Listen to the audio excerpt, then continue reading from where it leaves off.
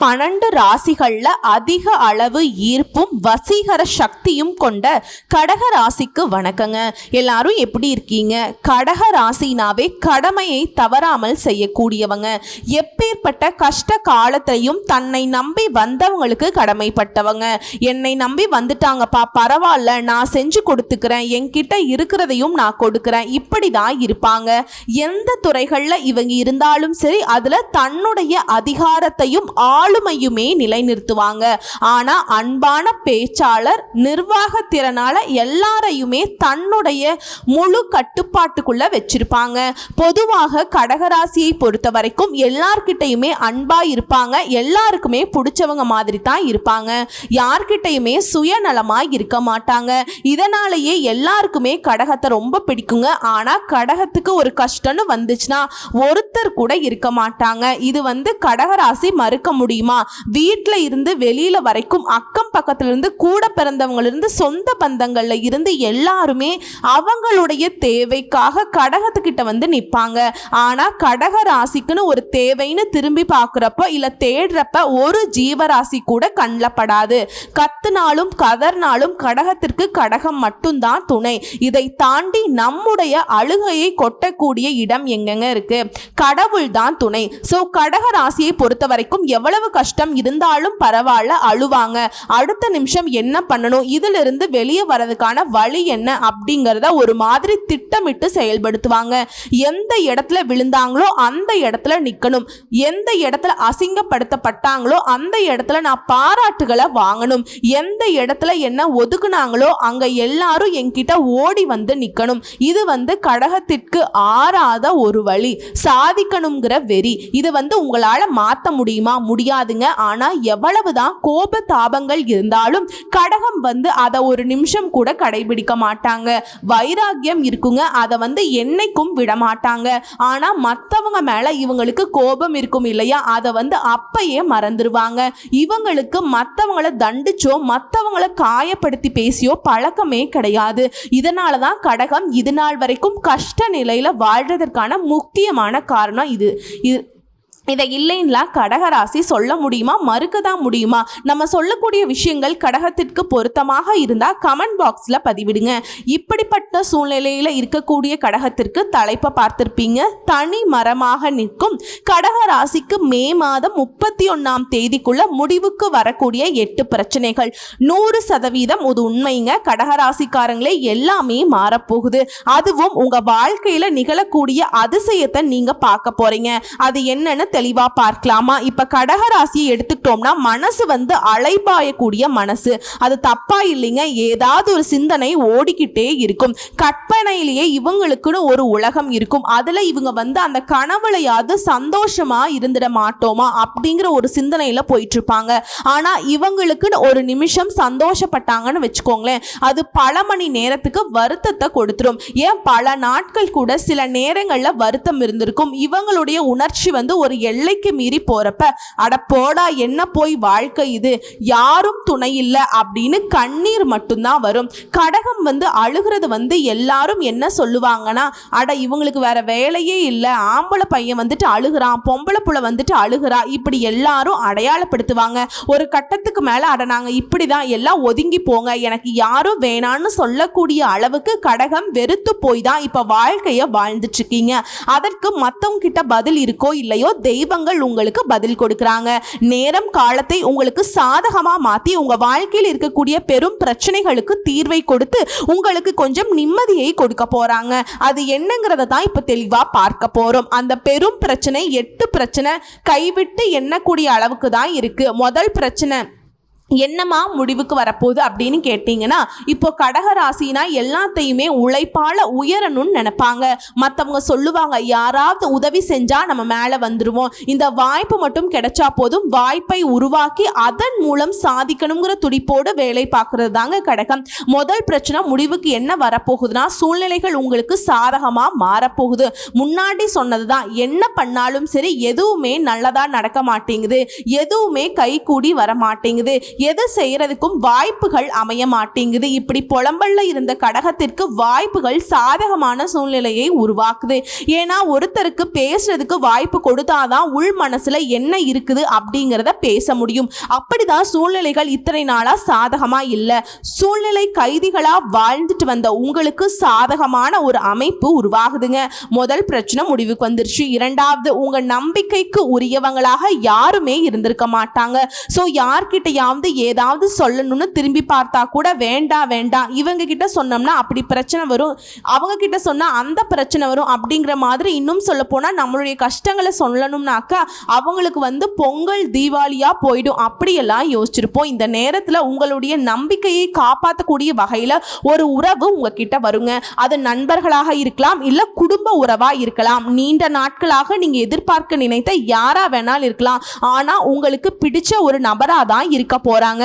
அதே போல மூன்றாவது பெரும் பிரச்சனை உடல் ஆரோக்கியம். மனசுல சோர்வு, உடல் பார்த்தீங்கன்னாக்கா ஒரு எனர்ஜி இல்லாம இருக்கிறது, எப்ப பார்த்தாலும் தூங்கிக்கிட்டே இருக்கலாம்னு தோன்றது, சாப்பிட விருப்பம் இல்லாம ஒரு மாதிரி நடை பிணமா கூட கடகராசி வாழ்ந்துட்டு இருப்பீங்க.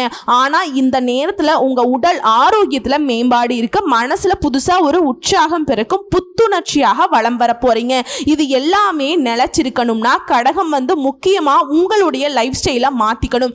தியானம் பண்றது, யோகா பண்றது, உடல் பயிற்சி பண்றது, இந்த மாதிரி மனசை ஈடுபடுத்தி புத்துணர்ச்சியை நிலைக்க வச்சுக்கணுங்க. அடுத்து நான்காவது பிரச்சனை, நீண்ட நாட்களாக தெய்வத்துக்கிட்ட நம்ம கடன் வச்சிருப்போம் இல்லையா, இப்ப பண்ணலாம் அப்ப பண்ணலாம், குடும்பத்தோட அந்த பண்டிகைக்கு போயிடலாம், இந்த பண்டிகைக்கு போயிடலாம், இந்த வருஷம் போயிடலாம் அப்படின்னு சொல்லி தள்ளி தள்ளி போயிட்டு இருந்த நீண்ட நாள் குலதெய்வத்துடைய பிரார்த்தனைகளை நிறைவேற்றுவதற்கு வாய்ப்பு இருக்கு.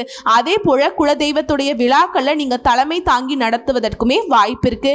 இது கோடி புண்ணியங்க. அப்படி வாய்ப்பு இருந்தால் தட்டிடாதீங்க. அந்த மாதிரி எல்லாம் எது வாய்ப்பு இல்லைம்மா, பட் ஆனால் கோயில் விழா நடந்துட்டுருக்கு, நான் முயற்சி பண்ணால் போவேன், அதை எடுத்து செய்கிறதுக்கு வாய்ப்பு கொடுப்பாங்க அப்படின்னா தாராளமாக போய் செஞ்சுருங்க. உங்களால் முடிஞ்ச முதல் போடுறதோ இல்லை பொருள் உதவி செய்கிறதோ ஏதோ ஒன்று தெய்வங்களுக்காக நீங்கள் செலவழிங்க. அடுத்து ஐந்தாவது பிரச்சனை சொத்து பிரச்சனை. தாயார்கிட்டையும் பிரச்சனை, தாயாருடைய ஆரோக்கியத்திலையும் பிரச்சனை, தாய் வழி சொத்துக்கள்லையும் பிரச்சனை. அதே மாதிரி நட்புங்கிற பெயரில் ஒரு தீய நட்பை வெட்டி விட முடியாமல் ஒரு தவிப்புல தவிச்சிட்டு இருக்கீங்க. இப்போ தாயுடைய ஆரோக்கியம் சிறப்பாக இருக்கும், தாய் வழி சொத்துக்கள் உங்கள் கைக்கு சேரும். அந்த கூடா நட்பு கூட சுத்திட்டு இருந்துச்சு, அதை துண்டிக்க போறீங்க. இதை அடுத்து ஆறாவது பெரும் பிரச்சனை கடன் பிரச்சனை. பழைய கடன்ல ஒரு பகுதியை நீங்க அடைக்கிறதுக்கு வாய்ப்பு இருக்கு. ஏன்னா இத்தனை காலமா தனவரவு உங்களுக்கு தடுமாற்றமா இருந்துச்சு, இப்ப தனவரவு தாராளமா உங்க கைக்கு வரப்போகுது. இந்த பிரச்சனைக்கு தீர்வுங்கிறது கடகராசிக்கு முக்கியமான விஷயங்க. ஏன்னா பணம்ங்கிறது கடகராசிக்காரர்களுக்கு பல விதங்கள்ல கஷ்டங்களை கொடுத்தது, கவலைகளை கொடுத்தது. பணம் கையில வருதுனாவே கடகத்திற்கு இப்ப சந்தோஷம் தான், கொண்டாட்டம்னே சொல்லி முடிக்கலாம். இதை அடுத்து ஏழாவது பெரும் பிரச்சனை பெரிய நோய் இருக்கிற மாதிரி ஒரு பிரம்மை. நிஜமாவே நம்ம கவனிக்காம தான் இருக்கோமா? ஏன்னா கடகத்திற்கு தெரியும் மனசு சோர்ந்து போகுது, உடலும் பார்த்தீங்கன்னா நம்ம கவனிக்காம இருக்கோம். ஏன்னா மனசுல ஒரு தெம்போ தெளிவோ இருந்தாதான ஆரோக்கியத்தின் மீது அக்கறை தாண்டி அழகின் மீதுமே அக்கறை போகும். அது ரெண்டுமே இல்லையே, ஒரு மாதிரி சோர்ந்து போய் எல்லாம் இருக்கு. எதை செஞ்சாலும் பெருசா ரிசல்ட் இல்ல, முடிவுங்கிறது நமக்கு சாதகமா இல்ல, ஒரு சில விஷயம் முடியவே மாட்டேங்குது. இப்படி இருக்கக்கூடிய நிலையில இந்த காலம் நேரம் உங்களுக்கு கூடி வந்திருக்குங்க. இதன் காரணமா இந்த பெரிய நோய் இருக்குன்னு சொன்னேன் இல்லையா, அதெல்லாம் ஒன்றும் கிடையாது. ஆரோக்கியம் சிறப்பா இருக்க போது, சுறுசுறுப்பா இருக்க போறீங்க. நினைச்ச காரியங்களை நினைச்ச மாதிரி திட்டமிட்டு செயல்படுத்த போறீங்க. மற்றவங்க யோசிப்பாங்க, ஆனா நேத்து வரைக்கும் தூங்கிட்டு கிடந்தாங்க, இன்னைக்கு பார்த்தா இந்த அளவுக்கு பிரிஸ்கா வேலை பார்க்குறாங்க, நிறைய விஷயம் வச்சிருக்காம்பா, நான் கூட மேலே மண்டை எம்டியாக இருக்குன்னு நினச்சாக்க நிறைய சரக்கு இருக்கு போலையே அப்படின்னு மற்றவங்க யோசிக்கக்கூடிய அளவுக்கு மற்றவங்க செய்ய முடியாத விஷயத்த சாதனை ஆக்க போறீங்க, சாதிக்க போறீங்க. அடுத்ததா எட்டாவது பிரச்சனை வெளிநாட்டுக்கு போகணும், வேலைக்காகவோ நிறைய பணம் சம்பாதிக்கணும், தொழில நஷ்டம், குடும்பத்தில் கஷ்டம், பண வரவுல இருந்த தடை, இது எல்லாமே ஒட்டு மொத்தமாக மாறுதுங்க. வெளிநாட்டுக்கு போறீங்களா, முயற்சி பண்றீங்களா, விசா கிடைக்கும். வெளிநாட்டில் வேலை தேடிட்டு இருக்கீங்களா, வேலை கிடைக்கும். யாரு நம்மளை எதிர்க்கிறாங்கன்னு தெரியல, ஆனால் ஏதாவது ஒரு எதிர்ப்பு வந்து நம்மளை தொடர்ந்துகிட்டே இருக்கு, கூடையே இருந்துட்டு குழி பறிக்கிறாங்க. இப்படிப்பட்ட உறவுகள் எல்லாம் உங்க கண்ணுக்கு தென்பட போகுது. மறைமுக எதிர்ப்புகள் நீங்குது. பணவரவு தாராளமா இருக்கும். ஷேர் மூலம் பணம் வரும். சேமிக்கவே முடியாத நிலையில கடன் வாங்குறது, கடன் கொடுக்கறது, கடன் வாங்கி அந்த செலவு பண்றது, கடனை வாங்கி சமாளிக்கிறது, இப்படி இருந்த கடகராசிக்காரங்க கடனை அடைச்சு பணத்தை வந்துட்டு பல வகைகள்ல சேமிக்க போறீங்க. உங்களுடைய சேமிப்பு கணக்கு பல மடங்கு உயரப்போகுது. எல்லாத்துக்கும் மேல நிறைய எல்லாரையும் நம்பி நம்பி ஏமாந்திருப்பீங்க, குறிப்பா பண விஷயத்துல. அதே போல குடும்பத்துல இருக்கவங்களே உங்களுக்கு எதிராக பேசியிருப்பாங்க. இனி அதுக்கெல்லாம் வாய்ப்பே கிடையாது. கடகம் வந்து இப்போ தெளிஞ்சாச்சுங்க. ஆல்ரெடி பட்ட சூடு இருக்கு இல்லையா, நெருப்பு தொட்ட சூடுங்கிற மாதிரி பணத்தால் பல வகைகளில் நீங்கள் வந்து சூடு வாங்கியிருக்கீங்க. அது ஞாபகம் வரும் இல்லையா, பணத்தை பார்க்கும்போது ஞாபகம் வரும். யாராவது பணம் கேட்டு வந்தாலே நமக்கு ஞாபகம் வரும். ஐயா சாமி என்கிட்ட பைசா கிடையாது, போயிட்டு வாங்க. அது யாரா வேணா இருக்கட்டுங்க. ஒரு காலத்தில் ஏமாந்து நின்னும் நம்முடைய தேவைகளை உதறி தள்ளி மற்றவங்களுடைய தேவைகளுக்காக நம்முடைய ஒட்டுமொத்த உழைப்பையுமே தூக்கி கொடுத்துருக்கோம். பல வருஷம் உழைப்பை தூக்கி கொடுத்துருக்கோம். ஆனால் அவங்க ஒரு சில நேரங்களில் எல்லாமே உண்மை முகத்தை காட்டுறதுனால இப்போ கடகராசி கொஞ்சம் உஷாரா இருங்க. திரும்பவும் அவங்க டிசைனாக உங்களை ஏமாற்றி நாடகம் ஆடிட்டு வருவாங்க. அதுக்கு இடம் கொடுக்காதீங்க, ஒதுங்கி நின்றுக்கோங்க. முடிஞ்சது சரிங்களா? ஸோ இதெல்லாம் நான் குறிப்பிட்டு இப்போ உங்களுக்கு மாற்றம் தரக்கூடிய 8 பிரச்சனையை சொல்லியிருக்கேன். இப்போ இன்னும் ஒரு சில விஷயங்களை தெளிவாக பார்க்கலாம். எல்லாத்துக்கும் மேலே இந்த 8 பிரச்சனை எப்படிமா இப்போ திடீர்னு எனக்கு சரியாகுதுன்னு சொல்கிறேன் அப்படின்னு கேட்டிங்கன்னா, மிதுன ராசியில் உருவாகக்கூடிய திரு கிரக யோகத்தினால தான் உங்களுடைய வாழ்க்கையில் மாற்றம் வருது. நேர்மறையான மாற்றங்கள், அற்புதமான வாய்ப்புகள் வாழ்க்கையில இனி கிடைக்க போகுதுங்க. திருகிரக யோகம்ங்கிறது அதிர்ஷ்டத்துடைய வெற்றியை, சக்திய சமுதாயத்தில் அந்தஸ்தை கொடுக்க போதுங்க. சுமார் 30 ஆண்டுகளுக்கு முன்னாடி தாங்க இந்த மிதுன ராசியில் இந்த மாதிரி 3 கிரகங்களுடைய சேர்க்கை இருந்துச்சு.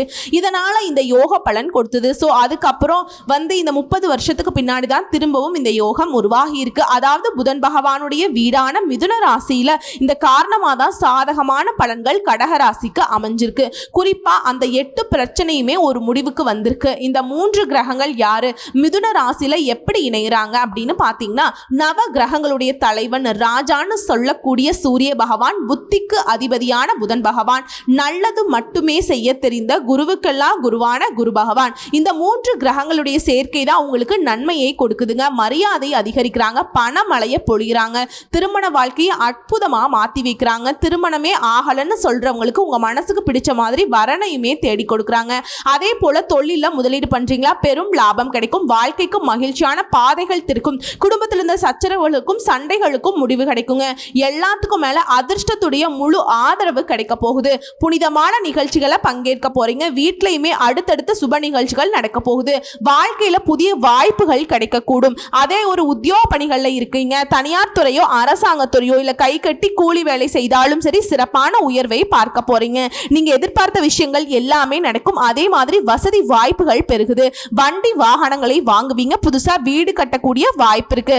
நிறைய நில பலன்கள் வாங்குறதுக்கு வாய்ப்பு இருக்கு. சொத்து சேர்க்கைக்கு வாய்ப்பு இருக்கு. வணிகத்துல வளர்ச்சிக்கான வழிகள் திறக்கப்படும். இதை அடுத்து பதவி மற்றும் கௌரவங்கள் எல்லாமே உங்களுக்கு அதிகமா தேடி வரும். மரியாதை அதிகரிக்கக்கூடும். அது பல வழிகளில் இருந்து உங்களுக்கு லாபம் கிடைக்குங்க. குறிப்பா ரியல் எஸ்டேட், சொத்து மற்றும் நிலம் தொடர்பான தொழில் செய்யறவங்களுக்கு பெரும் லாபத்தை பார்க்க போறீங்க. பெற்றோர் உடனான உறவுங்கிறது மேம்பட்டு நிக்குதுங்க. ஒட்டுமொத்தமா சொல்லணும்னா கடகராசிக்கு பொற்காலம்னே சொல்லலாம். தொழில பெரிய அளவுக்கு வளர்ச்சி அடைய போறீங்க. குடும்பத்துல உங்க பேச்சுக்கு மதிப்பு மரியாதை அதிகமாகும். பண வரவுல இருந்த தடைகள் விலகுது. அதே போல வேலையில மேல் அதிகாரிகள் கிட்ட பாராட்டுகளை பெறுவீங்க. பண வழிகள்ல வருமானம் கிடைக்குங்க. பணியிட சூழல் மிகவும் திருப்திகரமா இருக்கும். வெளிநாட்டில் இருந்த கஸ்டமர்ஸ் உங்களுக்கு தொடர்புக்கு வருவாங்க. இந்த காலம் உங்களுக்கு சாதகமா இருக்கிறதுனால எங்கேயாவது இருந்து ஒரு வகையில உங்களுக்கு பணம் வரும். அரசு வேலை கிடைக்கும். அரசாங்க சம்பந்தப்பட்ட ஒப்பந்தங்கள் கிடைக்கும். தொழில வேலையில உங்க திறமையை வெளிப்படுத்துவதற்கான வாய்ப்புகள் அமையும். உங்களுக்கான அங்கீகாரம் கிடைக்குங்க. எதிர்பார்த்த வெற்றியை பெறுவதற்கான வாய்ப்புகள் கிடைச்சிருக்கு. குறிப்பா சில காலமாக கடகராசி வந்து பகல்ல தூங்குறது, சதா நேரமும் படுக்கதான் சொர்க்கம்ங்கிற மாதிரி இருந்திருப்பீங்க. ஆனா இனி அதுக்கு அப்படியே நேர்மாறா சோம்பேறித்தனத்தை எல்லாம் தூர வச்சுட்டு சுறுசுறுப்பா செயல்பட போறீங்க. பகல் நேரத்துல தூங்காம இருக்க போறீங்க. வேலையை மட்டுமே கண்ணும் கருத்துமா செய்து வாழ்க்கையில ஜெயிச்சு காட்ட போறீங்க. பொருளாதார நிலையில நல்ல உயர்வை பார்க்க போறீங்க. எதிர்பார்த்த பணம் கைக்கு வரும்.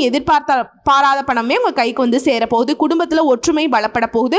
கணவன் மனைவி உறவு சிறப்பா இருக்க இருக்க போகுது. இந்த மாற்றம் எல்லாமே நிலைச்சிருக்கணும்னு நினைச்சீங்கன்னா தினமுமே அருகில் இருக்கக்கூடிய ஏதாவது ஒரு அம்மன் ஆலயத்துக்கு போயிட்டு வழிபாடு செய்துட்டு அன்றாட வேலைகளை தொடங்க எல்லாமே உங்களுக்கு சாதகமா மாறும். அது என்னமா குறிப்பா அம்மனை வழிபாடு செய்ய சொல்றேன் அப்படின்னு கேட்டீங்கன்னா, இப்ப நம்ம வீட்டு வெளியே போகிறேன்னு வச்சுக்கோங்களேன், அம்மா கிட்ட சொல்லிட்டு போனால் நமக்கு எந்த அளவுக்கு ஒரு பலமோ இல்லை ஏதாவது ஒரு கஷ்ட காலமாக இருந்தாலும் சரி அம்மா வந்து சமாளிச்சுப்பாங்க, நம்முடைய நல்லது கெட்டதை அவங்க பார்த்துப்பாங்க இல்லையா. அதே மாதிரி தான் கடகத்துடைய கஷ்டங்களையும் நஷ்டங்களையும் அந்த அம்மன் பார்த்துப்பாங்க. ஸோ இப்போ வரைக்கும் பார்த்தது இந்த திரு கிரக யோகத்தினால தான் கடகராசிக்காரர்களுக்கு ஒரு மாற்றம் வருது. திடீர்னு ஒரு மேஜிக் மாதிரி வாழ்க்கையில் சில வாய்ப்புகள் தேடி வரும். திடீர்னு இந்த பிரச்சனையை என்னுடைய வாழ்க்கையை முடிச்சிருச்சுன்னு சொல்லியிருப்போம். ஒரு இருந்த இடம் தெரியாமல் போகுங்க. இனிமேல் அப்படியெல்லாம் நீங்க பயந்துட்டு இருக்கக்கூடிய விஷயங்கள் எல்லாமே உங்களுக்கு பலன் கொடுக்கக்கூடிய அளவுக்கு சாதகமாக முடிஞ்சு வரும். இப்போ இந்த பிரச்சனை முடியறது எப்படி தான் லிஸ்ட் போட்டு சொன்னோம், அதே மாதிரி இந்த திரிகிரக யோகத்தினால உங்களுக்கு நடக்கக்கூடிய நல்ல விஷயங்களுமே நான் வந்து லிஸ்ட் போட்ட மாதிரி சொல்கிறேன். முதல்ல நீண்ட காலமாக நீங்கள் ஆசைப்பட்ட காரியங்கள் நிறைவேறும், மனசுக்கு நிம்மதி கிடைக்கும், மகிழ்ச்சி அதிகமாகும். அதே போல் தொழில மற்றும் பண வருமானத்தில் பெரும் வளர்ச்சியை பார்க்க போறீங்க. சமுதாயத்தில் மதிப்பு மரியாதை உயரப்போகுது. புதிய முதலீடுகளில் வெற்றிகரமான லாபத்தை பார்க்க போறீங்க. திரும்ப திரும்ப சொல்ற விஷயம் என்னன்னாக்கா, நிதி நிலையில நல்ல உயர்வு, தொழில் வணிகத்துல வெற்றி கொடியை நாட்ட போறீங்க, அதிக லாபத்தை பார்க்க போறீங்க. உடல் ஆரோக்கியம் சிறப்பா இருக்க போகுது. பொறுப்பு மற்றும் தலைமைத்துவம் உங்களுக்கு அதிகமாக கிடைக்கும். பணப்புழக்கம் அதிகமாகும். புதிய வேலை தேடிட்டு இருக்கீங்களா, அதற்கான வேலை வாய்ப்புகள் உங்களை தேடிட்டு வரும். பதவி உயரும் மற்றும் வளர்ச்சி பெறுங்க. சொத்துக்கள்ல தொழில முதலீடு பண்ணுவீங்க. ஆரோக்கியம் சூப்பருங்க. இது எல்லாத்துக்கும் மேல உங்களுக்கு உறுதுணையா இருக்க போகுது. ஸோ இது எல்லாத்தையுமே உங்களுக்கு நிலைச்சு நிற்கணும்னா நீங்க செய்ய வேண்டிய வழிபாடு ஆஞ்சநேய பெருமானை தினமும் வழிபாடு செய்யணும். குறிப்பா சனிக்கிழமைகள்ல ஆஞ்சநேய பெருமானுக்கு வெண்ணெய் சாற்றி வெற்றிலை மாலை சாற்றி வழிபாடு செய்வதனால மன வலிமை உடல் வலிமை கூடும், நினைத்த காரியங்கள் கைகூடும். அதே போல வியாழக்கிழமைகள்ல குரு பகவானுக்கு மஞ்சள் வஸ்திரம் சாற்றி மஞ்சள் கொண்டை கடலை நெய்வேத்தியமாக கொடுக்க மங்களகரமான விஷயங்கள் நடக்கும். திருமண தடைகள் விலகும், குழந்தை பாக்கியம் கிடைக்கும், தொழில் சிறக்கும், உத்தியோகம் சிறக்கும், பணம் பத்தின கவலைகள் குறைய ஆரம்பிக்கும். ஸோ இப்போ வரைக்கும் பார்த்த பலன்கள் எல்லாமே இந்த திரு கிரக யோகத்தினால தான் கடகராசிக்காரர்களுக்கு ஒரு மாற்றத்தை கொடுக்குங்கிறத தெளிவாக தெரிஞ்சுக்கிட்டு சரிங்களா. அதே போல் இந்த வரக்கூடிய வாய்ப்பை தக்க வச்சுக்கணும்னா நீங்கள் செய்ய வேண்டிய பரிகாரம் மற்றும் வழிபாடையும் பார்த்து கரெக்டாக ஃபாலோ பண்ணிக்கோங்க. எல்லாத்துக்கும் மேலே சொல்லணும்னா கடகத்திற்கு கடந்த கால கஷ்டங்கள் எல்லாமே கரைந்து போக போகுதுங்கிறது தான் இது நான் சொல்ல வரக்கூடிய பதிவுங்க. நல்லதே நடக்கும், நல்லது மட்டுமே நடக்கும். வாழ்த்துக்கள். நன்றி, வணக்கம்.